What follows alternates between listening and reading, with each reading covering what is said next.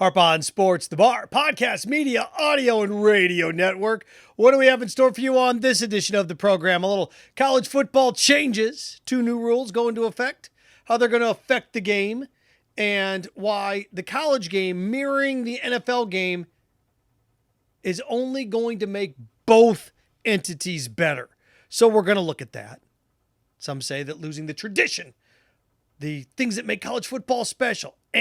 College basketball should follow suit. College baseball can't. Just the cost of breaking bats would just get too exorbitant. But we're going to look at that. Also, a little Gator Great Expectations. Something that should have dawned on people a long time ago. It hasn't yet. Is that the movie, the show, the book, the whole 9 yards, little Charles Dickens, little Great Expectations. You need a benefactor. Florida doesn't have one. Gators don't. Neither do the Noles. Neither really do the Hurricanes. Yeah. Who does? A bunch of schools are going to surprise you why state-of-the-art facilities and arms races and building up may not mean what they used to mean. Well, they don't. Why what FedEx in Memphis is doing should send shockwaves through college sports. Good look at that. And a little NBA next as I lay out the postseason and 5 dudes that have the biggest spotlight on them here in 2024. All right, Harp on Sports, the Bar. Follow, share, like, subscribe. At Harp on Sports Twitter, at Harp on Sports Instagram. Harp on Sports Auditory Route, Buzzsprout, Spotify, Apple Podcast. Harp on Sports Facebook page. Harp on Sports, the Bar, the YouTube channel. And, of course, harponsports.com. Okay, college football changes. I like them. You bet. The better these two sports mirror each other, college football and the NFL, the more prepared college players are going to be ready for the NFL. It's like job training, right? You go to college to learn how to be a pro, at least most of the time. But you go to law school to be a lawyer, all right? You go to med school to be a doctor. You want to prepare for the real world experience. Don't you want it to mirror it? Doesn't it make sense that it mirrors it? So college football adding a 2-minute warning, like it. College football games sped up about 20 minutes last year, 15 to 20 minutes, because they got rid of stoppages after first downs, clock stoppages. It makes sense.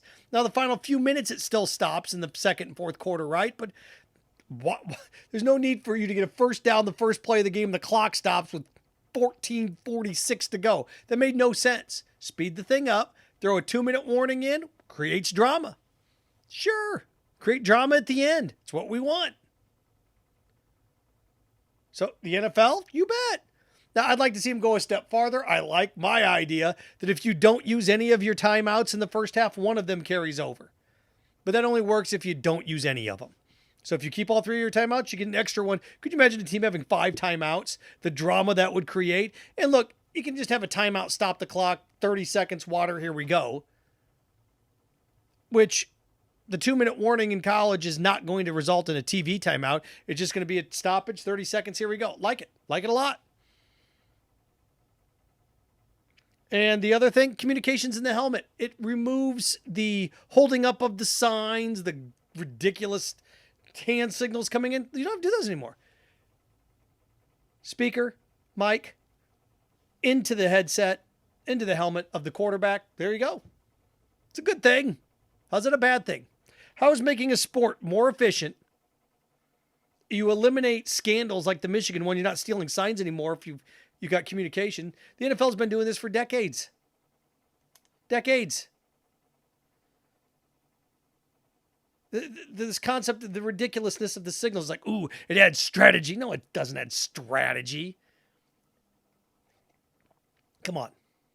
I like it. I like the tool change. I do. I think the more the college game, look, the NFL is more popular than the college game. I mean, we had a great college football playoff. Everybody always tells you, again, you hear me do this ad nauseum. This is going to ruin things. This is going to ruin things. This is going to ruin things. Sport just becomes more and more popular. How is making it more efficient and more dramatic going to make it worse? Answer that question. How's making it more efficient and more dramatic going to make it worse? It's not. I love them. I wish college basketball would mirror the NBA to some extent. The women's game mirrors the NBA more than the men's game does. 4 10-minute quarters. The stubbornness of 20-minute halves, I just don't get it. I don't. Tradition. Oh, okay. Okay. Remember, we had a 45-second clock, then it became a 35-second clock, then it became a 30-second clock. Why not? At least shot clock. Come on. What's wrong with 4 10-minute quarters? The NBA's 12. You can get it as close as possible. So I like all these changes. I like to, college baseball, the wooden bats compared to the aluminum, and you just can't do it. Just can't. You'd spend too much money on timber. You just would. So there's certain things that you can't really, the pitch clock, there's certain things that college has adopted, that the bigs have adopted. Sure, you bet. But the bats thing, it's a cost thing. It is. It's a cost thing. And as college football stadiums add more luxury suites to mirror NFL stadiums and the rules changes on the field, I was sitting here trying to think around any other things that college does that the NFL doesn't, or vice versa. And these two need to mirror each other. And we're getting closer. It'll be the one thing that college doesn't do is that they never hardly ever innovate. They're always behind. They were behind on instant replay. They're behind on, you're 40 years behind on the 2-minute warning. Decades behind on the communications in the headset. Can't steal signals if it's in the headset. Now, this is policing, you bet. But if you have people flying down a road, going 60, 50 miles an hour, and I throw up a couple extra stoplights to stop you, you're never going to be able to get up enough speed. So you should just post speed limit signs, or I could throw up a couple stoplights up and stop you. Could do that. That's what this is. Oh, what do we do? Okay, this is what we're going to do.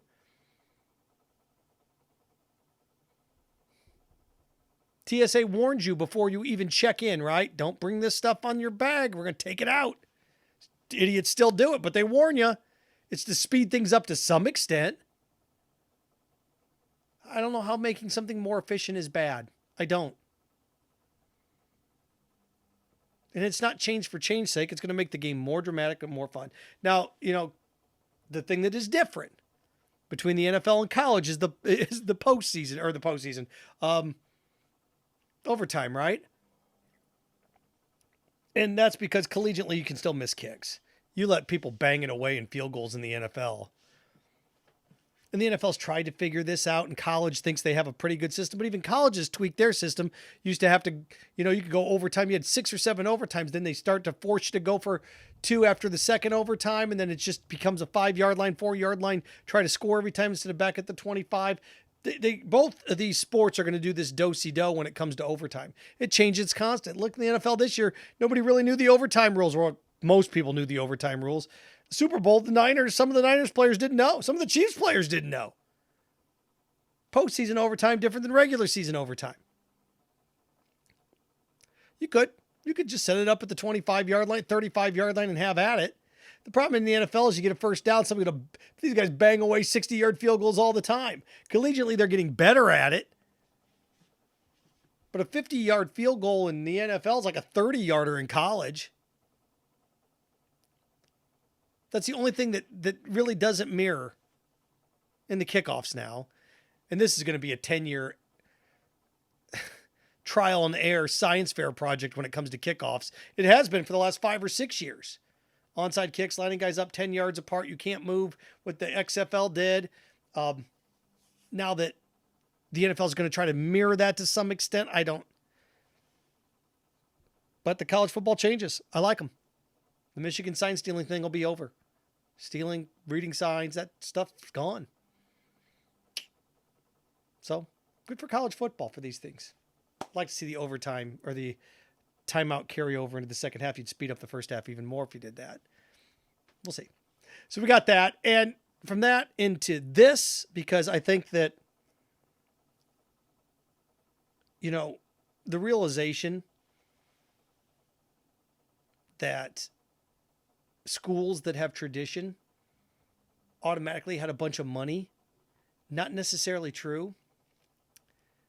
Found out, and I went through and looked at this. Forbes 400, or Fortune 400, sorry. 400 CEOs, people that run things, the richest people in America. I went through and looked at this. The school that's got the most billionaires in America is Penn. Penn has graduates of schools. Penn has 21 billionaires. Stanford has seven or eight. Harvard has 12, 13. You have these schools that have billionaires. That's the name of the game now. You need billionaires. Alums that are billionaires. Alums that run companies that are billion-dollar companies. And I bring this up for this reason. FedEx going to give the University of Memphis $25 million over the next 5 years for NIL money. Uh-oh. Memphis get $25 million in NIL money. Next 5 years. $5 million a year for NIL money. Game changer. Look at our locker rooms. Look how nice our stuff is. As an individual player, you can offer me $200,000 to go to your school or $600,000 to go to that one. Tough to keep up. And I was looking at this, and it's not just Florida, but CEO, president, owner, Tyson Chicken, Arkansas. That's why John Calipari's at Arkansas. Texas A&M, oil money. Let's cut Jimbo Fisher a $70 million check. We'll cut it to the school. The school can pay him to go away. Tax write-offs.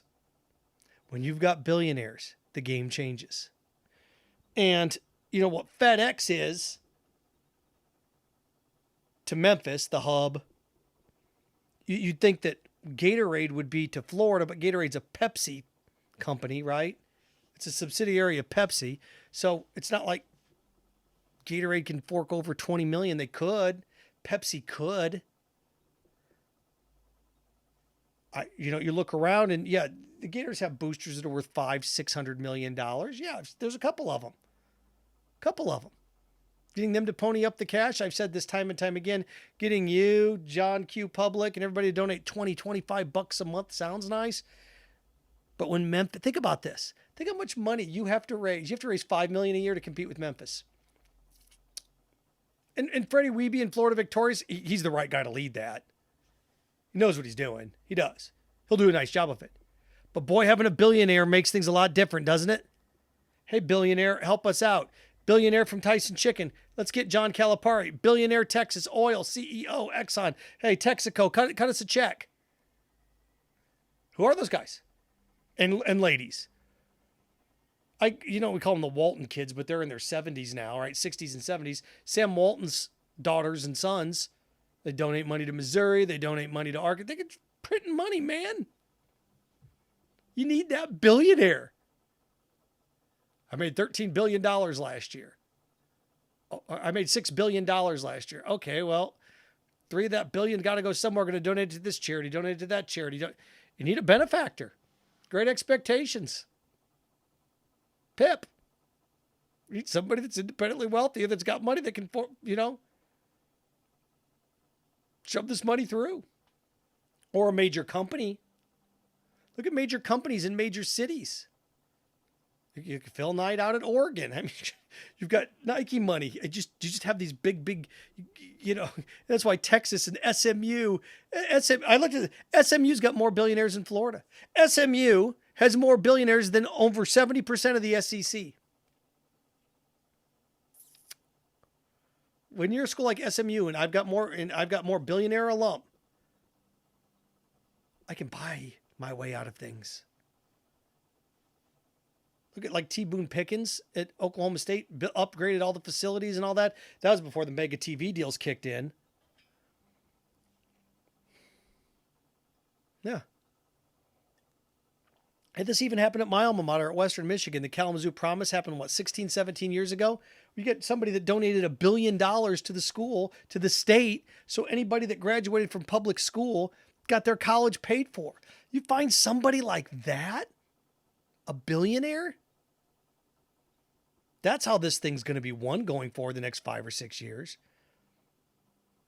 And again, when when companies can cut checks like this, here, Memphis, here's $25 million for NIL. Go get it. Hey, look, we need to lower our tax bracket. We need to get out of this range money wise. Let's donate it to the university. University can do with it what it wants. Well, now you're blurring the lines between, all right, fine, we're just going to pay for it then. It's advertisement too at the end of the day. Nobody ever thinks about that either, do they? Hey, school A. Wherever, look what we did for you. Look what we did, Memphis, for all you Memphis fans. You get all these athletes because of us, Federal Express. Mm-hmm. Think of your major companies in America, where they're located, what they do, what they run, how they run, and whether or not they like college football too. Even schools like Notre Dame can't compete with this, with the Arkansas and FedEx and that type of money. It's tough because you've got your TV money, you've got your rights money, and now you've got play around money. So, yeah, the Billionaires Club, the Ivy League's got the most. Of course I do. But Stanford's got 6 billionaires in the Fortune 400. 400 wealthiest business people in America. Yeah. Tough sell. Tough sell. So how do you create this? I mean, you could have as many fundraisers and bake sales and things like that as you want, but boy, if you have a benefactor, it makes a big difference. From that to this too, as we wrap things up, a little NBA next. I think the postseason. Look, it's not this thing anymore where these series all are sweeps and it's just inevitable what happens. Look, the Nuggets and the Celtics are the two teams to beat. Let's face it. They are. But when's the last time we had the two favorites in the finals? It's been a while. Been a while, hasn't it? Since we had the 2 1 seeds going at each other. I mean, last year, Celtics came up short. Year before, the Warriors kind of snuck their way in there, beat the Celtics. The Bucks win it. You go back through and look over last year with the Nuggets doing what they did. You're starting to see the changing of the guard. There's a couple factors here in the postseason. The sun setting on the Warriors. It is. Is that dynasty done yet? Looks like it may be. Klay Thompson's gone. Steph, Klay, Kevin Durant, Draymond, this nucleus, those days are done. Do I still think they've got 1 or 2 punches left in them? Yeah, they're going to be a year where they could go deep like the Lakers did last year, where they go to the Western Conference Finals. Yeah, I think under the right circumstances.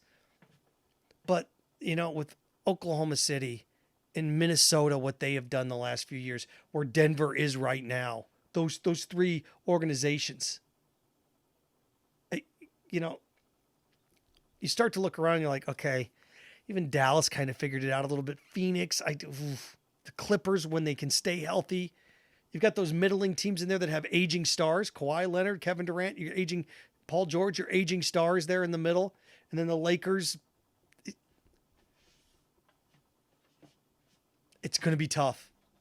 Now, if Klay goes somewhere and they're able to bring somebody in that can help Steph and do, but I mean, Draymond's on the other side. What, 33 now? Guys, it's starting to sunsetting. I think they can have one last run for it, because I thought the sun was setting on the Spurs dynasty, and then lo and behold, what happens? You get one more, don't you? Kawhi comes in, and Kawhi and Duncan, they give you one more run. But Golden State's going to need that guy. The Lakers, boy, tough draw for them. Go to the Western Conference Finals, lose to the Nuggets. Going to lose to the Nuggets eventually in the West. They just draw them out of the gate. So you'll have a rested 39-year-old LeBron next year. What's KD now? 31? 32? Or KD. Anthony Davis. 31, 32? See, it... So you're starting to see this, and then I wrote the Suns in here as that baton starts to run out on some of these guys. These guys are no longer, Kevin Durant, he's still an amazing basketball player, but they definitely need help now. Massive help. So I went through and looked at this. Look, the Celtics are due. It's the Nuggets Association now. You kind of have these things 10 years ago. 10 years ago, who did it belong to? Well, 10 years ago, the Warriors run began. It was the Heat come in, stumble against the Mavericks, then it becomes the Heat, and then the Spurs stick their nose in there and steal one, or they won it, but Spurs stick their nose in there and take one, and then it became the Warriors for 4 or 5 years, and then it's become this hodgepodge of people trying to figure it out, whether it's the Warriors, the Lakers win it one year, the Bucks win it, the Raptors win it. It becomes this weird thing where nobody really steps out. Now it's the Nuggets. It's the Nuggets Association. The Celtics are due. You have all these storylines, and these are the 5 players that I've got written down that have the most at stake this postseason, the biggest spotlight on them. Because the clock is ticking on some of them. And the pressure is rising on a couple other ones. The 5th one I have on this list is KD, just for the simple fact that the 2 that he did win, he won it with what? He won it with Golden State. He's went to Brooklyn, didn't work out. Okay, now he's in Phoenix. He's his 2nd year in Phoenix. They win 50 games. Here they go. All right, here's your postseason. They draw the young Timberwolves. That team's just going to get better and better. So I got KD at 5. I've got Embiid at 4. I know he's banged up. He gets healthy down the stretch, though. Them matching up with the Knicks, it's a favorable thing for them. Julius Randle's out. I know you can sit there and talk about how Brunson's the guy, but still, if the 76ers wanted to draw, that's who you want. You don't want the Celtics. So I've got Embiid at 4. I've got Dame Lillard at 3. He finally gets on a team. He's got, I know Giannis is out. It looked good, at least in game 1 without him. But you start to think of this, okay, when Giannis comes back, Dame, you wanted a shot. You got a number 2. You guys are a 1-2 punch now. Whoever's 1, whoever's 2. Didn't have that in Portland, Dame. You're on a good team now. What do you got? 2, Luka Doncic. Here he makes a postseason. Here you go, Dallas. People thought the Kyrie trade was stupid last year. Didn't make sense. They make the playoffs this year. They win 50 games too. What do you got? You got these he's good basketball player, Kyrie. Okay, what do you got? What do we have here? Haven't won much. Not in the postseason anyway. And then, of course, Tatum. Boston. Those are the 5 guys that I say have the most pressure on them, or at least the biggest spotlight on them coming to the postseason. KD, Embiid, just the way those 2 things line up. Those 2 are 1-2, or those are 5 and 4, and then your top 3: Dame Lillard, Luka, and Jason Tatum. Those are the 5 guys to me that have the most pressure on them, or biggest spotlight on them here in 2024 as the postseason hits. So there we go. Good podcast. Good show. Harp on Sports, the bar, podcast, media, audio, radio network. Follow, share, like, subscribe at Harp on Sports Twitter, at Harp on Sports Instagram. Harp on Sports, the auditory route, Buzzsprout, Spotify, Apple Podcast, Harp on Sports Facebook page, Harp on Sports, the bar, the YouTube channel, and of course, harponsports.com. Midweek, we're going to have a draft podcast for you on Wednesday. Looking forward to that. Remember, stay clean, stay focused, stay strong. Frankenstein. Have fun with your friends.